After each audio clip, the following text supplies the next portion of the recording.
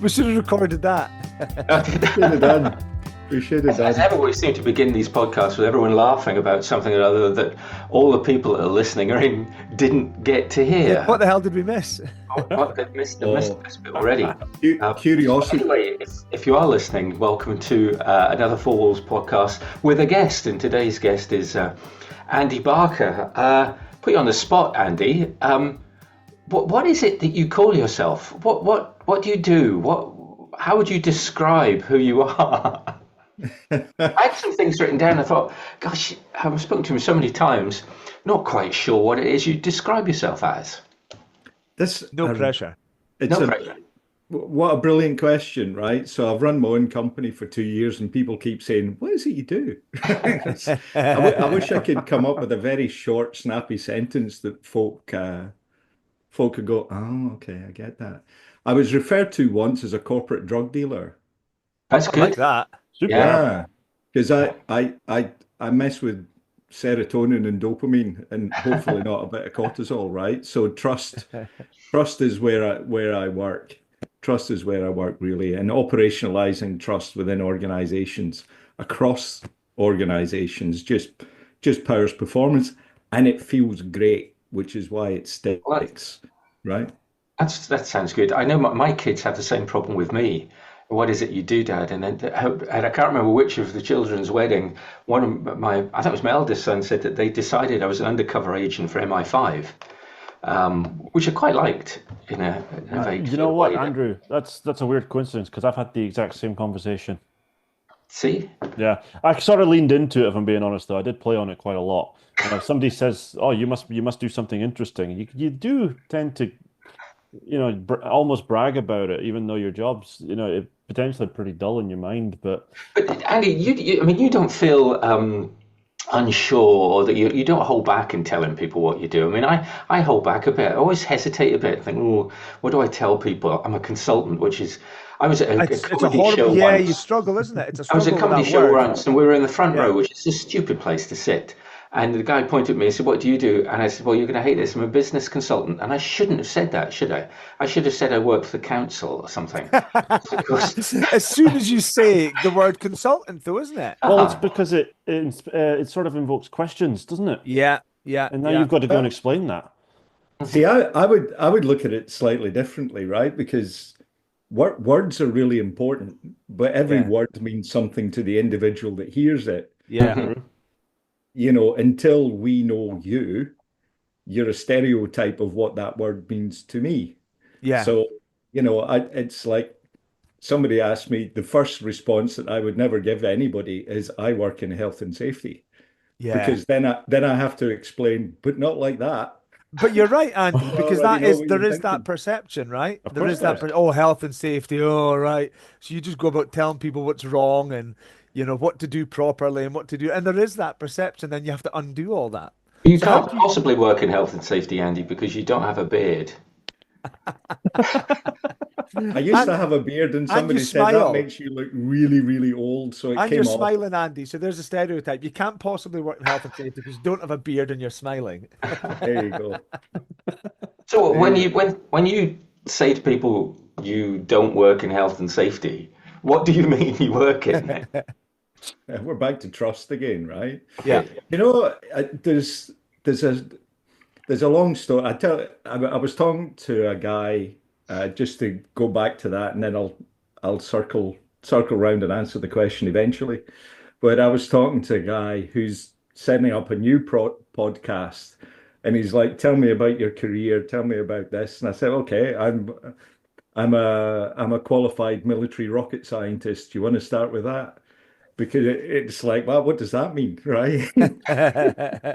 But so and that is true. That is true. I've got a postgrad in military science, which is why things fly and why they fall out of the sky and go bang. So, but that background was actually in explosive safety. Yeah. And then the Ministry of Defence said, would you go into health and safety? And I had the reaction that we've got here. I don't understand those guys, right? I don't, and we're tribal, right? We're Yeah. tribal. If you help me get my job done and I can understand how you help the tribe thrive and survive, then you're one of us, right? And the safety guys were always one of them. Mhm. So when chief engineer said we want you to go into health and safety, my internal everything in my being went, please don't do that to me. I think I've got a career and I like this. Right? But the words that came out of my mouth were, I'm delighted you thought about me and you noticed my skills and ability. Right? But what I decided to do was not be one of those, right? And I went off and the Ministry of Defence are wonderful at investing in training and Yeah. qualifications and so on. And the more I learned, the more I realized that I had knowledge that other people didn't have that would be helpful. So instead of saying you didn't do that right, it was how can I help you solve this problem that makes life a little bit better for you, right? Yeah. What is your context, what you face? Because I don't know what it's like to be you. Therefore, if I understand what it's like to be you, I can be helpful and help with that problem that you've got, right? And that's found trust, right? It's foundational. Trust is a social risk assessment. Yeah. Are you going to help me get in my way? Or if I give you some information, are you going to turn that into harm? So if you think about the safety profession a little bit, we kind of criticize, we're kind of adversarial, we're kind of competitive because we want you to complete this activity that's for my benefit, not for yours, right? Did you Yeah. fill in the form yet? So when I say I'm not that kind of safety guy, I'm not about, I've written a bunch of rules and I think you should follow them. It's what are your challenges and how can I help you? Yeah, I had an interesting conversation with folk a few months ago about exactly that because the only way they could trust the team was if the team followed the rules that they said would make them safe. And then when you got behind that, you started to hear stories about people being very, very unsafe because they were not pretending to follow the rules, but they certainly were pretending to the health and safety guy that they were following the rules because they didn't trust him. He didn't trust them, and he didn't trust Yeah. them. It's just, it But do you was, think part of it is that word rules though? yeah, Because as because soon as you, I think so. and again, we go back to the perception, Andy, of health and safety is of policing, people feeling that they're being policed. Oh, there's the health and safety guy. So how do you turn that around? How do you get people to buy in generally? When you're saying, right, we're gonna put in do you say a health and safety process, or do you put it as in we're gonna put in a change of culture? How do you word that? How do you get people on board? sounds like Andy It's gives some drugs, but there you go. yeah, let's go down the pub and have a conversation, right? No, it's I by and large, because of this word association, I stopped talking about safety.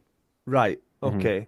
So if the example, if you're a supervisor and a work team about to go to work, right?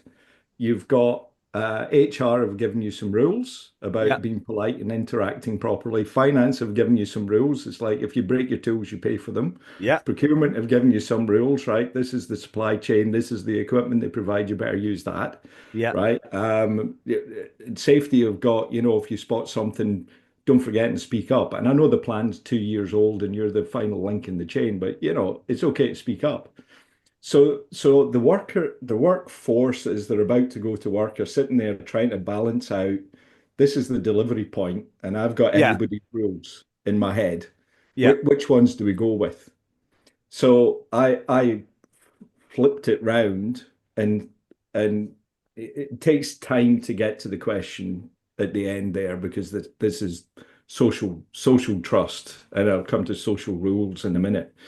But if I ask the question, do you have what you need to do the job the way that you want to do it?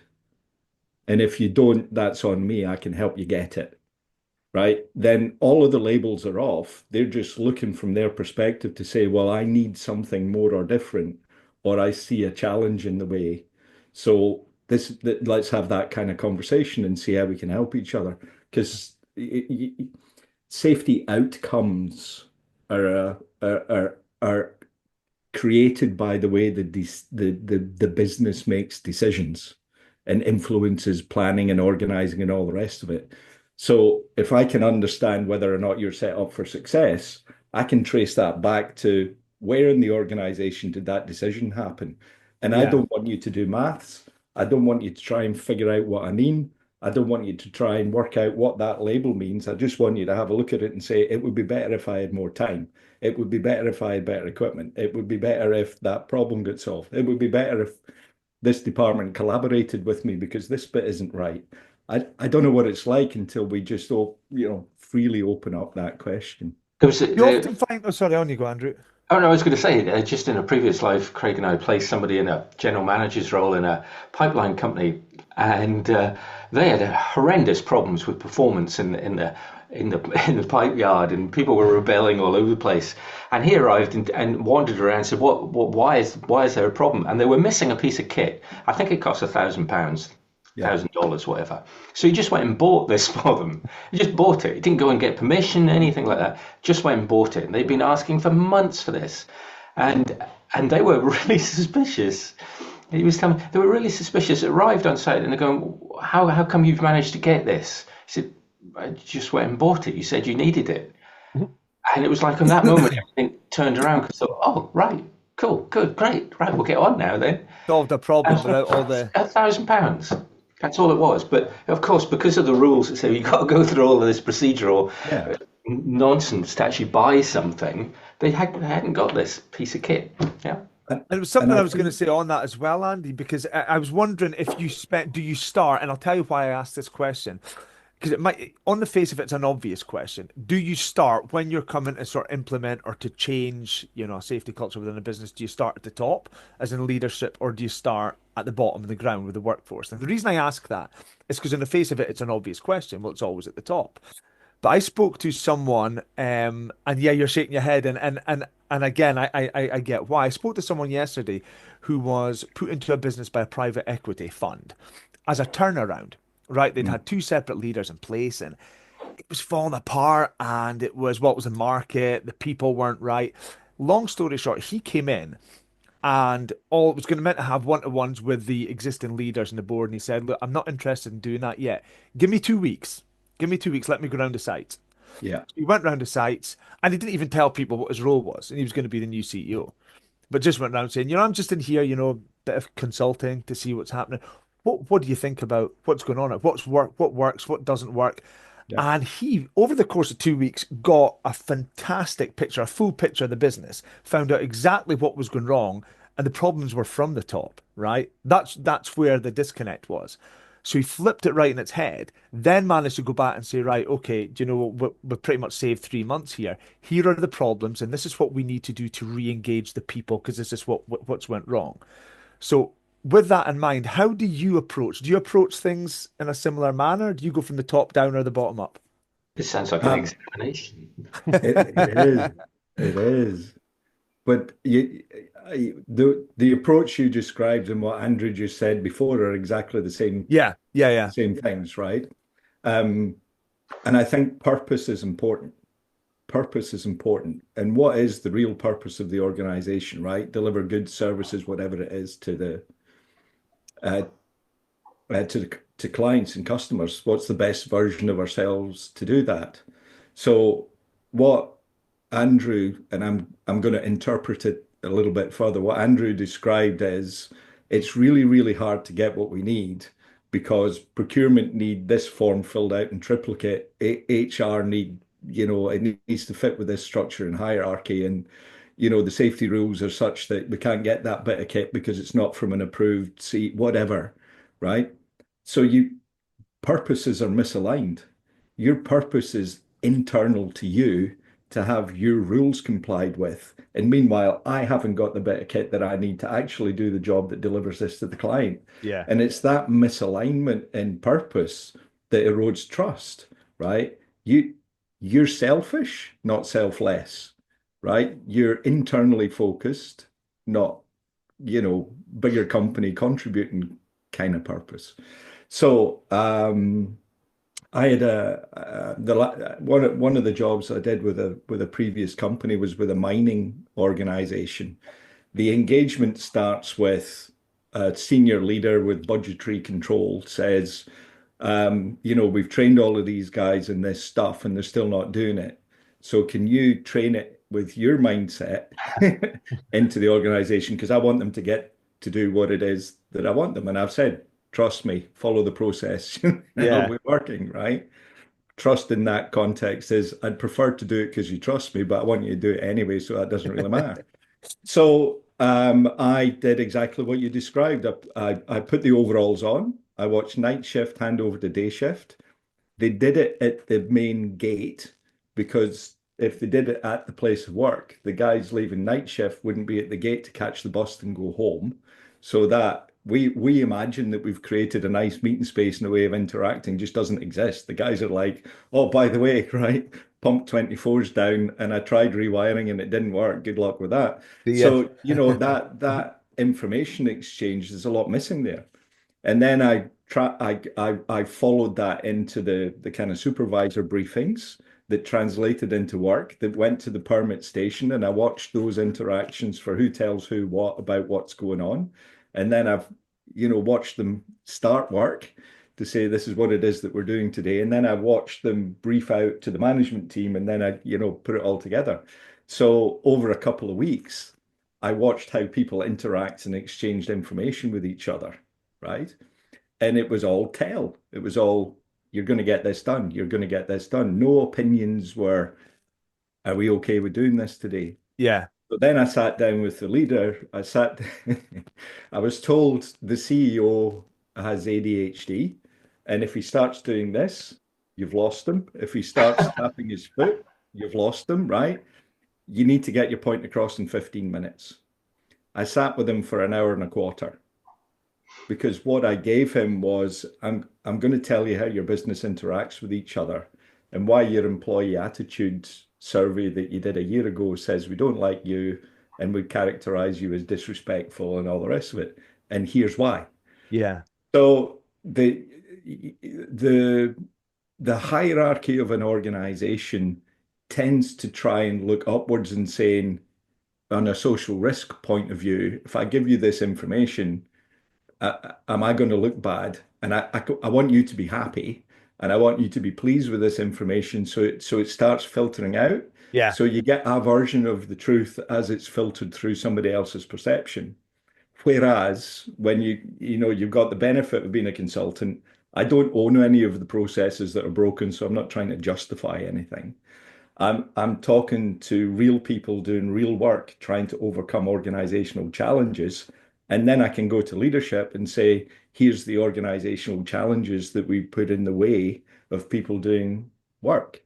So you need leadership need to feel I understand how I'm part of the problem, but I also need to understand how I can be part of the solution, right? Because then you've got influence and impact of their decision. Yeah. And I do that by telling them real stories of everyday people It's and connect them. it's interesting what you say there. Sometimes you think that leadership don't want to hear anything because all they're going to hear is problems and Well, negatives it's and going to cost them. moans and gripes. Yeah. Oh, Yeah. is that Yeah. sure? It's going to cost them. That's why they don't want to hear it. Yeah, it's Just don't going to the cost wallet. them personally because they've got to spend time listening to somebody moan to them, and they feel that they're going to have to spend their own money in putting things right. I was finding that when you're talking to people in that, there's always a question: why are you saying that? And sometimes they don't really have any evidence. I remember in a group they were talking about, well, if you speak up, you get disciplined. All right. If you speak up, you get chucked off the platform, type of thing. And you say, well, why did you think that? Has Well, that actually happened though? yeah, I said, why do you think that? Well, I was told. Who Oh, told you? he told These, me. these boys told me. And you go, okay, you boys, why do you think that? Ah, well, that's what happens. He said, well, somebody tell me an example of where that's actually happened in this business. Silence. This this is interesting, right? Now we're getting to it because I do a lot of work with companies on storytelling strategies, and it starts with story listening. So it's actually narratives in social groups that drive behavior. So if somebody in your social group who's already passed the trust test says, let me tell you about an experience with X department, X individuals, what you're actually doing is giving people a guide to how to survive and how to thrive, right? Good guy, not good guy. Okay, not okay. So you start filtering information based on the dominant narrative in that group.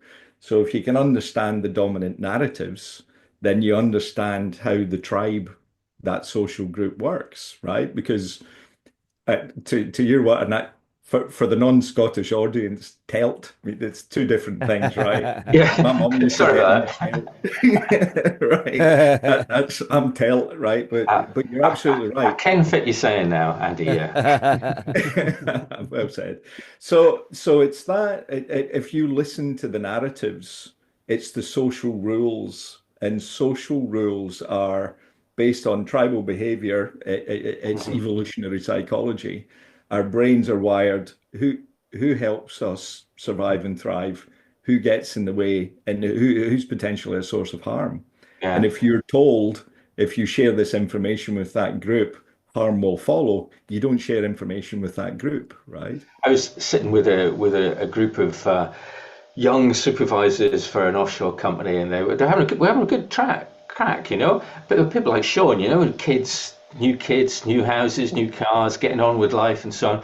And we were just chatting about that, and they were chatting away really politely and engaging and so on. And then their boss came along and sat at the table with us. Well, the first thing that happened was exactly that, Andy. They shut up. And then the boss asked them how things were, and then they fell into the vernacular. Well, F and C, and he's a B, and I thought, wow, this is fascinating. This is what the boss believes, that this is how these guys talk, and that's therefore how he has to interact with them. But when I'm talking to them, they're not like that at all. They're a Yeah, completely different set of Yeah. characters. And you're sitting there thinking, well, they've asked me to change the culture. Well, the first thing I would do, see that boss. Yeah. Rid yourself of that person. Ro Yeah, I mean, and I think it's maybe a surprise for that group, right? Because they will observe different methods of interacting with Right. different groups and say you're a chameleon, mate, right? You're just you're just trying to wiggle your way in. So yeah, I think role appropriate behavior is important. It doesn't mean that you're cold. It doesn't mean that you're, standoffish or anything like that. But authentic role appropriate behavior is important. You've just used a word there, and I was going to ask you. It came into my head that word authentic. Mm. There's been a lot. I've seen a lot of conversations about this just in the last week for some reason or other. I suppose because you see it once, you see it again, don't you? we use it in our literature as well. Authentic Yeah, I culture. know. That word. And Yeah, yeah, I've got a group of Generation Z graduates. I think I've got that right, who are talking about being authentic. And sometimes that means to them, it would seem, I can say what I think in whatever way I want to say it because that's me being authentic. You're shaking your head. You don't think that's what authentic means, Andy? I don't Um, think that either. I don't think that either. Yeah, Well, neither do I, but I'm yeah, interested in yeah. Andy's views. Yeah. yeah, I mean, I think for me, being honest with myself and my Mm. views and opinion, there's a psychologically safe. I don't really like that term because it's another label that, Yeah. lots of people have walked past the psychological safe shop and believe that they understand it, repackaging everything that they did before. A whole other conversation, right?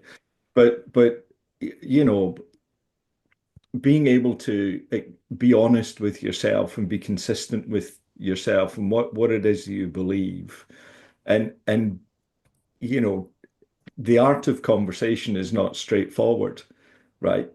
And again, I teach people about interactions, and it starts with intentions. So, first of all, what is my intention going into this conversation? You need to have a conversation with yourself. I intend to be dominant and get my point across, means I'm not listening, right? I intend to understand your circumstances, right? And you can talk about empathy. For me, empathy is I'm just giving you time so I can try and articulate and understand what you're talking about. So you start with intentions. Your intentions are connect, to be helpful, to be truthful, to build trust, so on. And then the open questions come, right? What's it like to be you? And tell me about or whatever it is. And then you have to reflect back. This is what I take from that. This is, I think, what I understand that you just said is, have I got that right or have I got that wrong? So I think, I saw a link the other day there. It's like a guy talking to his wife. Why did you put that there? And then it's like, well, what did I do wrong? Okay, let me start again. Yeah, the Why did you put accusatory that kind of there? Because stance. Yeah. if I move that and it's there for a reason, then I'm going to upset you, right? So I think that openness of I'm going to express my intentions and I understand what they are, and it is to connect, collaborate, understand, and work out how we can be mutually beneficial towards each other. I can't help you unless I understand, right? And you're not going to help me unless you understand. And it opens up the conversation to be more. But I, that mutual beneficial goal, I guess, that doesn't seem to be the case anymore. I see it more and more that it's like I'm going to say something and you have to agree with it, otherwise I'm Yeah. going to get annoyed or offended by it. Or I'm going to yeah. stop talking to you Yeah, because pretty much. Yeah, I don't Yeah. agree with you, so I'm not willing to engage, kind of thing. There's a very defensive kind of, Of well, course actually, there you've is. said something that I don't like, and I'm going to get my back up, and I'm going to go in defensive mode. And yeah, so Yeah. people are. Do you think that that's maybe meaning people are scared to say what they feel or how they feel No, about something? I think they're lacking shame now, to be honest with you. I don't think they're willing to learn about any other people's point of views, or maybe there is another perspective to their opinion that they're just not willing to not look at. I don't know what it Andy, is, but you've worked globally, right? So you've worked across the globe. So we're talking about a lot of different subjects here. Do you find that let's call them the issues when you go into a business and you're trying to establish that kind of safety and that culture, do you find the issues are the same, irrespective of where you are in the world, or do you find that they're completely different? Um, I think if you read the academic literature, that was really hard for me. It's more than four-letter words, right? Um, there's eight base emotions, and forgive me for getting something wrong, but there's eight base emotions that are common to all of humanity because we're all wired to survive and thrive, right? So there's incorporative emotions like trust, joy, surprise, anticipation, and there's defensive emotions, so the kind of anger, fear, disgust Yeah, kind of things.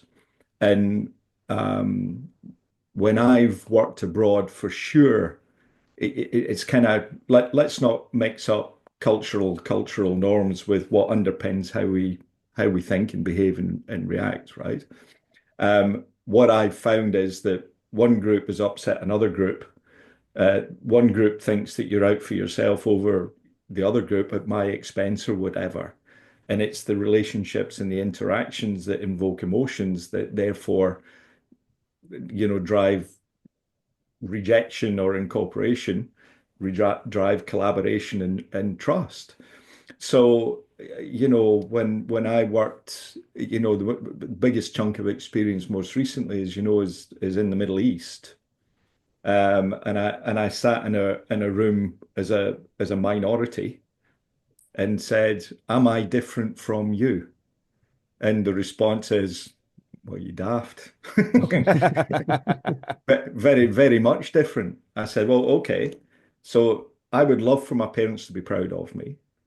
I would love for my children to be happy and successful. Successful is great, but I'll take happy.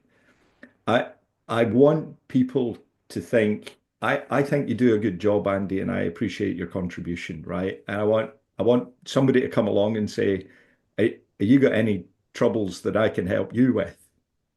So is anybody in this room different from that? And everybody was like, "No, pretty much." So what unites So us and setting the what baseline.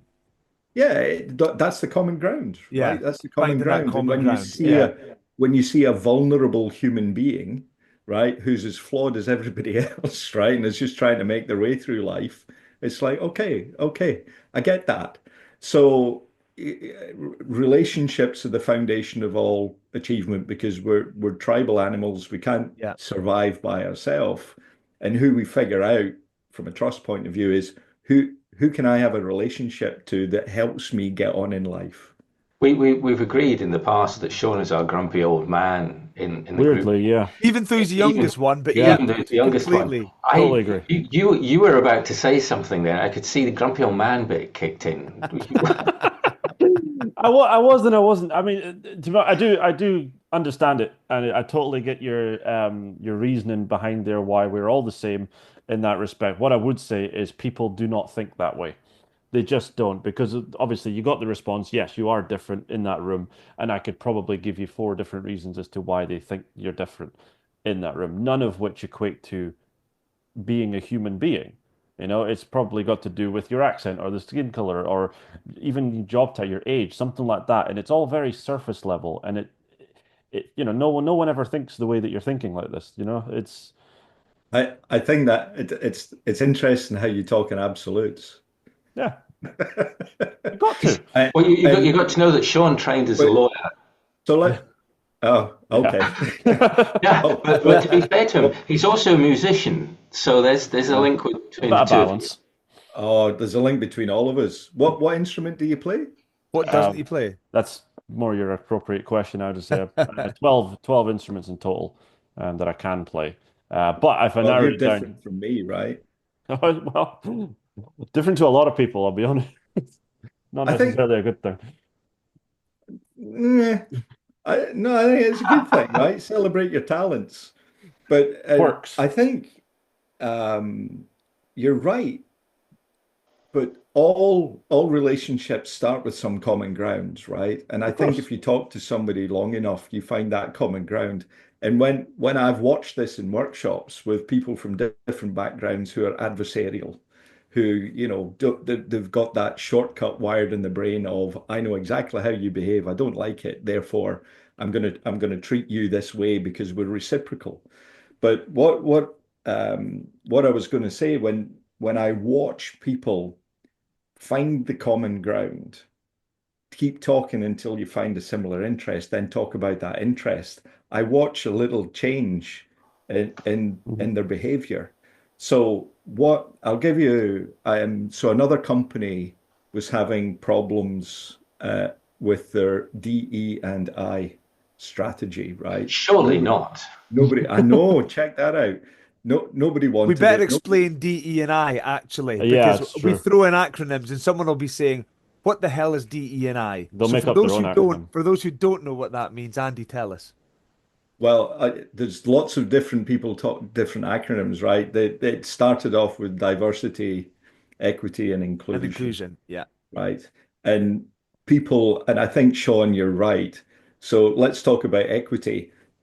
I'm worthwhile, and if you don't think I'm worthwhile, then that's up to you, right?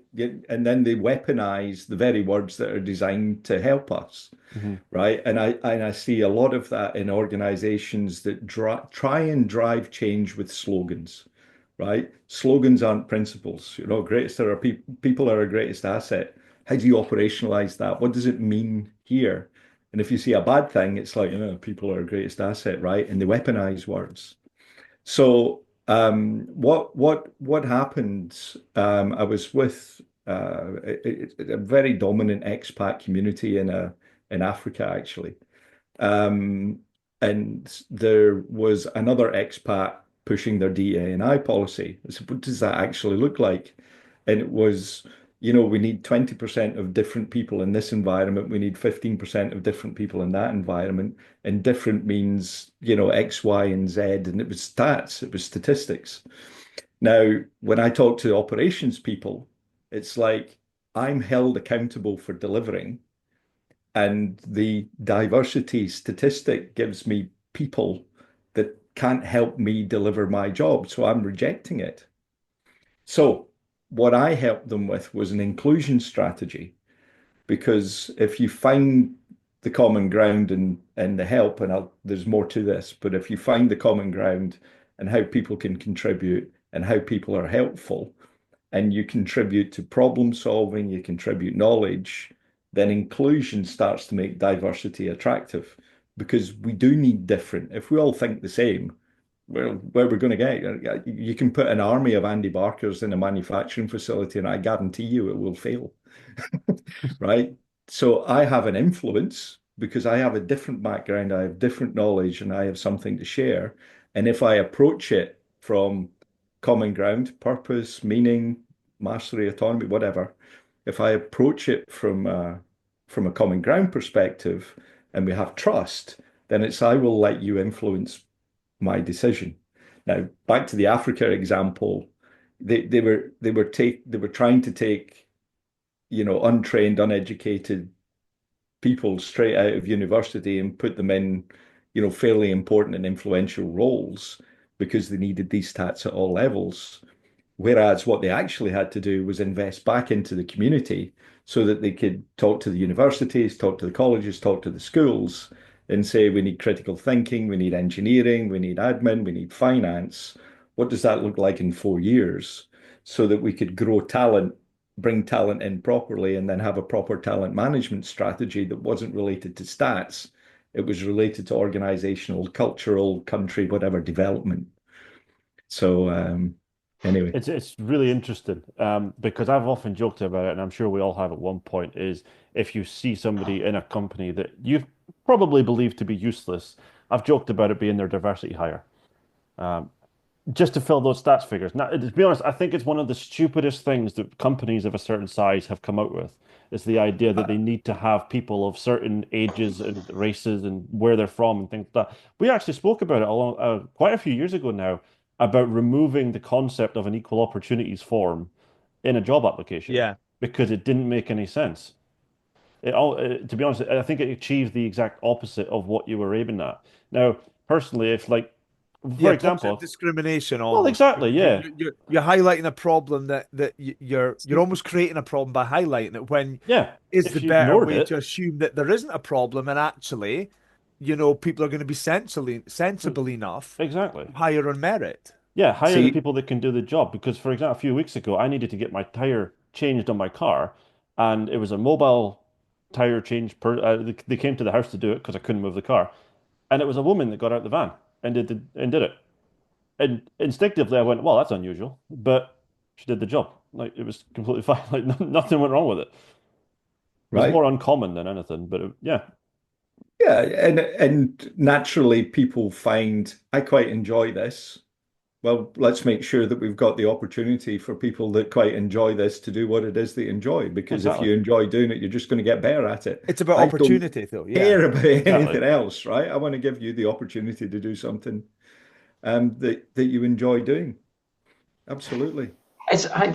Before Christmas, I had some work with a client, and Andy knows who I'm talking about, I suspect.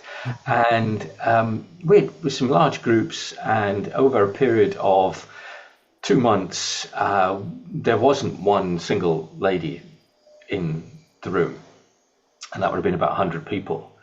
Uh, and they have a diversity and inclusion activity, and they make a great hay with it, and so on and so forth. But if you looked, and I'm not going to say what the jobs were because that could give away the company, but if you looked at the jobs that you did, think, well, okay, this is the group of people who naturally you'd expect would be good at those jobs and want to do those jobs. But in the next room along, there was some council meetings going on, and it was literally every size, shape, color of the rainbow you could imagine in Yeah. in that room. It was incredibly Because different in they care that more sense. about the I marketing think of it. I Yeah, think it's like, the safety profession is educated to understand rules and then Mm. train people in rules and then implement the rules and then check on the rules. And it's kind of there's three levels of trust as I understand it, right? There's kind of deterrent based trust, which is the legal contractual rules based thing, right? Which is comply or harm, discipline, whatever follows. There's knowledge based trust, which is I kind of understand who you are and how you'll behave, right? Therefore, I trust my instinct and knowledge internally.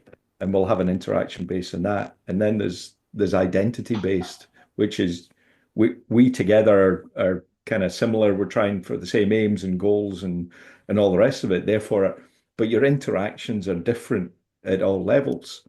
So I think back to the DE&I thing, it's kind of just because you heard what I said doesn't mean you understand what I meant. So we came up with deterrent-based rules for equal opportunities, for employment, but all of these kind of things. And then a company gave it to their whatever department that turns those into employment law inside, and we end up with that adversarial deterrent-based rules kind of thing. But what is the intention behind it? And I think when you start understanding the intentions behind it and try and operate in that kind of basis, then you get somewhere different. You get somewhere different. And I think what I have observed, and it's like we started the conversation with, how would you introduce yourself? Well, not as a safety guy, because there's a reputation associated with that. So I've now got to tell you an entire story to try and change your mind about what that is, because you've got your mind made up. People started interpreting all of these things as rules to be complied with, and it shouldn't be like that. And just to go back another step, when I was having these kind of conversations, it was an external and recruitment type focus, right? And I was like, what about the diversity that we already have in the business? And again, they're kind of looking at your background and your experience. I said, no. Finance is different from procurement, is different from operations, is different from contracts, is different from safety, is different from quality. They've all got diverse knowledge and experience, but we all need to balance decisions out and listen to each other's perspectives to get there. And as long as we have the intentions to help each other out on, this is what we need to do to deliver this to the client, not to get my stats in the right place, not to get my forms filled in, not to get my selfish purpose fulfilled. Once you get to that level, then diverse opinions becomes welcome. And you start looking for diversity and you start attracting diversity in an organization. So inclusion of people that are different from you doesn't mean I look different. It means professionally you've got something to add and contribute. Otherwise, you wouldn't be in the company. So why would I not listen? Why would I not create the conditions for that? Which brings us back to leadership, right? Well, as we know, it always does. It always does. Always does. Listen, Andy, our time is up. Thank you. Thank you. Yes, I know we probably could talk on for a couple more hours. It just flows. Yeah, I'm glad we've someone got wants to the time. stop Yeah. at some point. That's always a problem. It sounded like quite a good point at which to stop. So thanks for joining us, and thanks for your contribution to it. We really appreciate that. And for those thousands of people listening out there, just to remind you, it's Andy Barker who we're speaking to today, and you can find him on LinkedIn. And we'll publish this very soon. Okay. Wow. Cool. Andy. Cheers, Andy.